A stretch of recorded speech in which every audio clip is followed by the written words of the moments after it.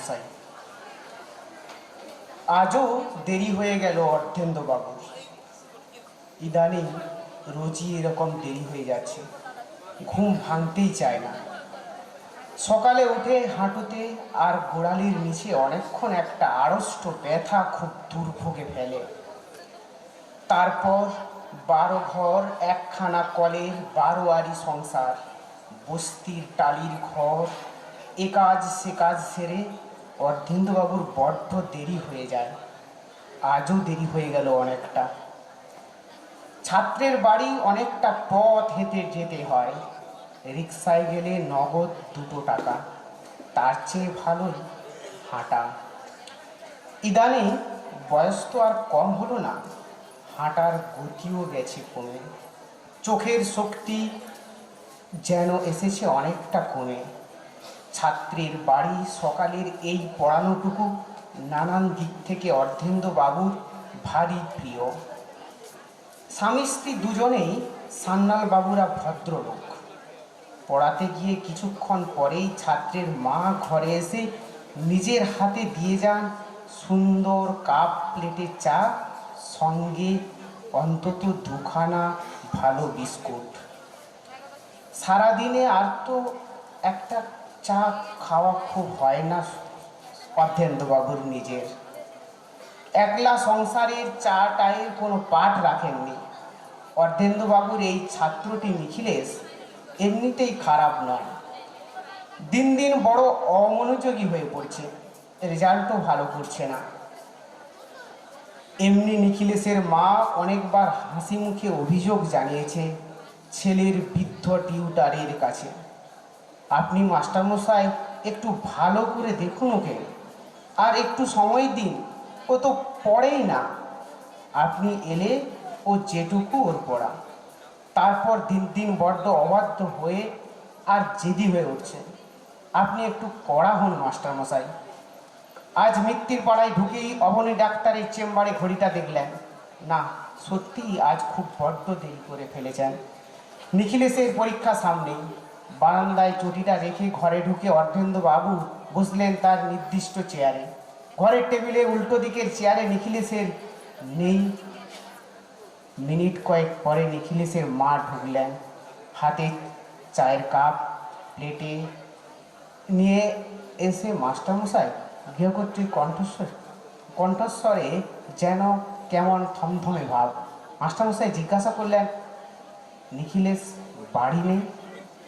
নিখিলেশের মা এই প্রশ্নের জবাব দিলেন না, বললেন, চাটা খেয়ে নিন, আমি আসছি। কেমন অবাক লাগলো অর্ধেন্দ্রবাবুর। এ বাড়িতে তিনি অনেক বছর ধরে আছেন, কখনো এই মহিলাকে এমন গম্ভীর দেখেননি তিনি। নিখিলেশের মা আবার ঘরে ঢুকে থমথমে মুখে অর্ধেন্দ্রবাবু বললেন, আজও বড় দেরি করে ফেললাম মা। আসলে বয়স হয়ে যাচ্ছে তো, এক সময় একটু পথ 5 মিনিট পেরিয়ে যেতাম হনন করে, রক্তের জোর কমে গেছে। একটু আসতে প্রায় 20 মিনিট লেগে গেল। বাতের ব্যথা তার উপর। মাস্টারমশাই, এই নিন আমার 1 মাসের টাকা। টাকা? এখন কেন? আজ তো সবে 10 তারিখ। এই তো 1 তারিখ মাইনে দিলেন। উনি বলে গেছেন নিখিলকে আর আপনাকে পড়াতে হবে না, আপনি যথাসাধ্য করেছেন। এতদিন ওই নিজের বুদ্ধির দোষে গোল্লায় যাচ্ছে। ওর জন্য ওর বাবা একজন কড়া খাতির ইয়ং মাস্টার জোগাড় করেছেন। আপনি ভুল বুঝবেন না, আপনি বৃদ্ধ হয়েছেন, শরীর চলছে না, আপনার এবার বিশ্রাম নেওয়ার সময়। আপনি আসুন। যাই, আমি রান্নাঘরে অনেক কাজ পড়ে আছি। টাকাটা পকেটে নিন মাস্টারমশাই, আসবেন মাঝে মাঝে। মফস্বলের মিল ফ্যাক্টরি এই আধা শহরের 9টার বাঁশি বাজছে। মিলের ভোরের শিফটের কর্মীদের এখন টিফিন হলো। রাস্তা জুড়ে এখন সাইকেল আর মানুষের ভিড়। কলকাতার অফিস বাবুরা উল্টো মুখে ছুটছেন স্টেশনে। কোলাহল, ভিড়, মিত্তির পাড়া এখন সরগরম। শুধু একটু খুব জানা ঘরের ভিতরের কাঠের চেয়ারে বসে অর্ধেন্দ্রবাবু। সব কোলাহলের বাইরে এক আশ্চর্য স্তব্ধতায় থমকে বসে রইলেন। তারপর আস্তে করে উঠে দাঁড়ালেন। চাটা পুরো খাওয়া হয়নি। টাকার নোটগুলোর দিকে তাকালেন, আর তারপর তাকালেন তার এতদিনের বসার সেই চেয়ারখানার দিকে। দামি শাল কাঠের শৌখিন চেয়ার, এবাড়ির রুচি আর অর্থের ছাপ লাগা। সেই চেনা চেয়ারটার পিঠে হাত রেখে একটু দাঁড়ালেন। তারপর যেন ছেলেবেলার স্কুলের ফাংশানে আবৃত্তি করছেন এমনভাবে বলতে লাগলেন, গাছ বুড়ো হয়ে গেলে কাঠ হয়, কাঠের চেয়ার হয়, কাঠের খাট হয়, টেবিল হয়। কাঠ মানুষের কত কাজে লাগে। মানুষ বুড়ো হয়ে গেলে, মানুষ বুড়ো হয়ে গেলে তিনি না পরের লাইনগুলো ভুলে গেছেন। কিছুই মনে আসছে না। বিড়বিড় করতে করতে বারান্দার চটিতে পা গলিয়ে মিত্তির পাড়া ছেড়ে ধীর পায়ে বৃদ্ধ উত্তেন্দ্রবাবু ফিরে গেলেন। পড়ার ঘরে টেবিল তখন আধ খাওয়া চায়ের কাপে মাছি বসছে।